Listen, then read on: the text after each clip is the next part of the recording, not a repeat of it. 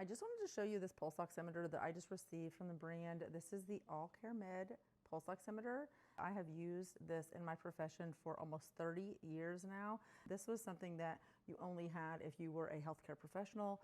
And now that these are out in the world where people can just go buy these, I think it's a great thing. I think that every household should have them. This could definitely give you a clue to go to the hospital or be looked at by a professional versus sitting at home and thinking it's going to get better and waiting too long. Nice sleek design. It comes with this nice lanyard here that you can put on.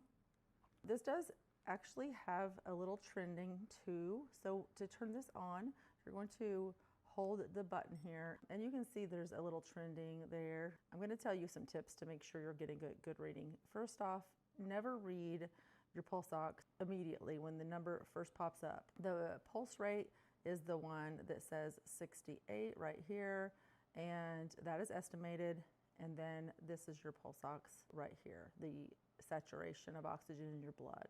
I give it a few good long seconds to pick up and make sure my hands are warm. And I also make sure to check this waveform right here. Now, if you're holding your finger up, you're going to shake a lot and you're going to see that that doesn't stay consistent with your pulse rate. But if you lay it down or stop moving a lot, you're going to notice that that's actually my pulse picking up. I recommend feeling your pulse with this laying on a flat surface, somewhere where your hand's steady, and the pulse ox will pick up on you easier.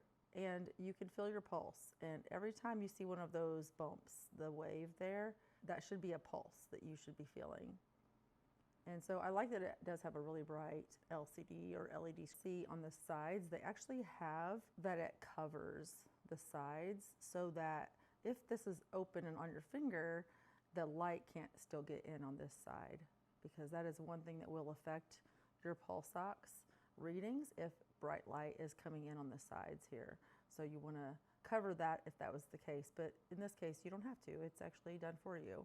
This power switch does automatically shut off if you leave the thing off your finger too long, which isn't very long actually. It shuts off pretty quickly, which will preserve your battery life. You also will be able to see there are trend results here.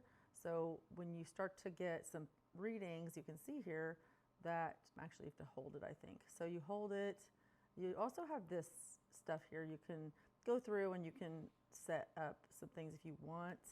Just if you'd like to set up an alarm or an alert, you can so do that by clicking down this list, and then I think you hold it to open up.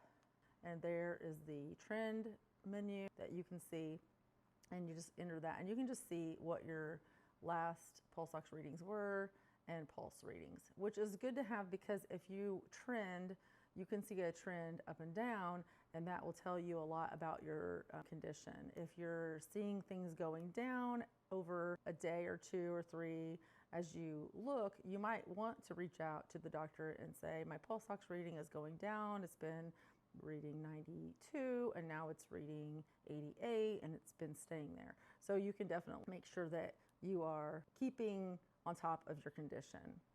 And it can give you a clue about your heart rate and your pulse ox and oxygenation.